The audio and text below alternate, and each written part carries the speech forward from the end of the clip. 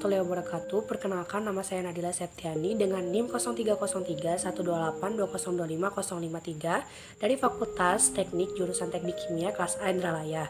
Di sini saya akan menjelaskan materi mata kuliah Pendidikan Pancasila dengan judul materi Pancasila dan Dasar Negara. Selamat menyaksikan.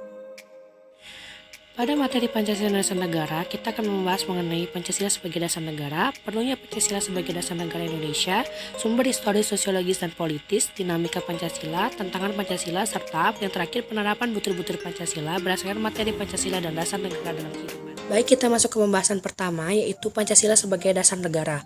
Makna Pancasila sebagai dasar negara yaitu menjadi pedoman bagi masyarakat Indonesia. Nilai-nilai yang terkandung di dalam Pancasila dijadikan pedoman untuk bertingkah laku dalam kehidupan bermasyarakat, berbangsa, dan bernegara.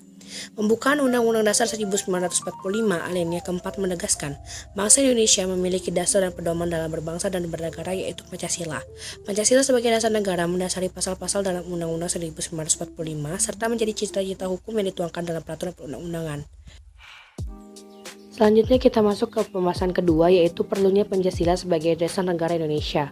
Arti penting Pancasila sebagai dasar negara adalah Pancasila menjadi pedoman bagi masyarakat Indonesia. Nilai-nilai dalam Pancasila adalah nilai yang mendasar untuk dijadikan pedoman peraturan dan dasar dari norma-norma hukum yang berlaku di Indonesia. Fungsi Pancasila sebagai dasar negara diartikan sebagai dasar falsafah atau filosofi negara, sehingga Pancasila dalam hal ini digunakan sebagai dasar untuk mengatur pemerintahan negara. Dengan kata lain, Pancasila digunakan sebagai dasar untuk mengatur penyelenggaraan aparatur negara yang sesuai dengan bunyi dan isi yang tercantum dalam pembukaan Undang-Undang Dasar 1945. Selanjutnya kita masuk ke sumber historis. Pancasila digali semenjak lahirnya bangsa Indonesia meliputi nilai ketuhanan, sikap toleransi, kemanusiaan adil dan beradab. Melalui proses yang cukup panjang, nilai Pancasila telah melalui pematangan. Para tokoh bangsa saat akan mendirikan negara Republik Indonesia menjadikan Pancasila sebagai dasar negara. Walaupun dalam alinea keempat pembukaan Undang-Undang Dasar 1945 tidak terdapat istilah Pancasila, Pancasila didasari atas interpretasi historis dalam rangka pembentukan rumusan dasar negara yang secara spontan diterima oleh para tokoh bangsa. Peneguhan Pancasila sebagai dasar negara selain terdapat di dalam pembukaan undang-undang juga terdapat pula dengan ketetapan MPR nomor 18/MPR/1998. Selain itu juga dijelaskan dalam Undang-Undang nomor 12 tahun 2011 tentang pembentukan perundang-undangan bahwa Pancasila merupakan sumber dari segala hukum negara. Sumber sosiologis Pancasila sebagai dasar negara telah berakar dalam kehidupan masyarakat meliputi nilai-nilai berikut. Yang pertama, nilai-nilai ketuhanan yang sesuai dengan sila pertama Pancasila yaitu ketuhanan yang Maha Esa. Lalu yang kedua, nilai-nilai kemanusiaan sesuai dengan sila kedua yaitu kemanusiaan adil dan beradab. Yang ketiga, nilai-nilai etis kemanusiaan. Yang keempat, nilai ketuhanan, nilai kemanusiaan dan nilai serta cita-cita kebangsaan. Dan yang kelima yaitu nilai ketuhanan, nilai kemanusiaan, nilai dan cita kebangsaan serta demokrasi.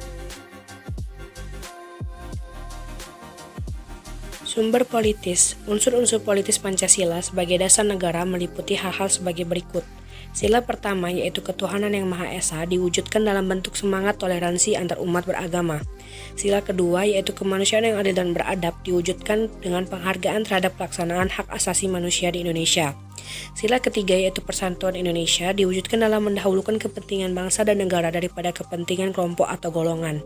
Sila keempat yaitu kerakyatan yang dipimpin oleh hikmat kebijaksanaan dalam permusyawaratan perwakilan diwujudkan dalam mendahulukan pengambilan keputusan berdasarkan musyawarah daripada voting. Sila kelima yaitu keadilan sosial bagi seluruh rakyat Indonesia diwujudkan dalam tidak menyalahgunakan kekuasaan untuk memperkaya diri atau kelompok.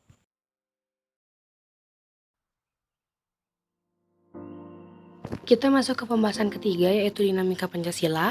Dinamika Pancasila terdiri dari yang pertama, penetapan Pancasila sebagai dasar negara mengartikan bahwa negara Indonesia adalah negara Pancasila.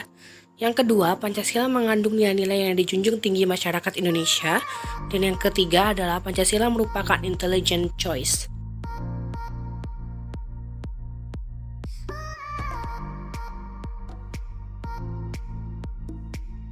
Kita masuk ke pembahasan keempat yaitu mengenai tantangan Pancasila. Di sini kita akan membahas mengenai permasalahan yang menjadi tantangan berat bagi pelaksanaan Pancasila.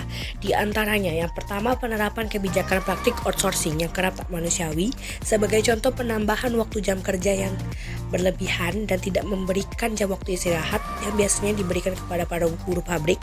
Yang kedua, berkurangnya mata pencaharian dan daya kritis rakyat di bawah tekanan global. Yang ketiga, orientasi hidup yang hanya mencari popularitas, di mana mereka hanya ingin mendapatkan dukungan dan ketenaran yang biasanya dilakukan oleh para pejabat tak bertanggung jawab. Yang keempat, di luar terlihat populis, substansi sebenarnya menindas. Sebagai contoh, instansi yang dikenal baik dan menomorsatukan kepuasan konsumer biasanya mengorbankan hak para pegawai. Yang kelima, krisis multidimensional.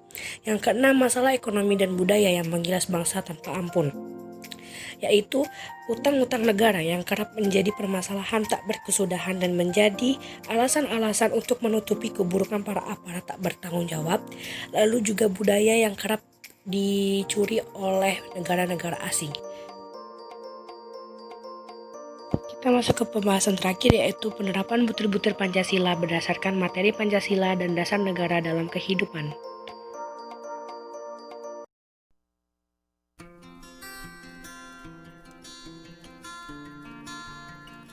Oke, kita masuk ke sila pertama, yaitu ketuhanan yang Maha Esa.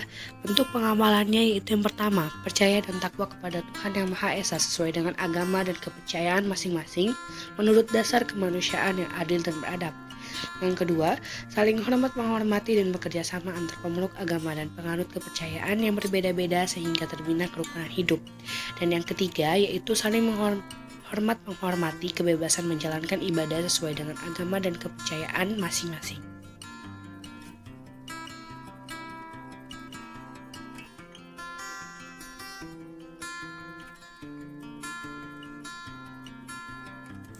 Selanjutnya, sila kedua yaitu kemanusiaan yang adil dan beradab. Bentuk pengamalannya yaitu yang pertama, mengakui persamaan derajat, persamaan hak, dan persamaan kewajiban antar sesama manusia. Yang kedua yaitu mengembangkan sikap tenggang rasa. Dan yang ketiga yaitu tidak semena-mena dan membedakan orang lain.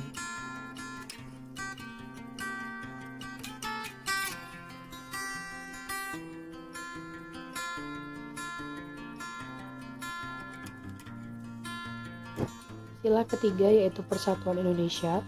Bentuk pengamalannya yaitu yang pertama, menempatkan kesatuan, persatuan, kepentingan dan keselamatan bangsa dan negara di atas kepentingan pribadi atau golongan. Lalu yang kedua, rela berkorban untuk kepentingan bangsa dan negara. Dan yang terakhir yaitu cinta tanah air dan bangsa.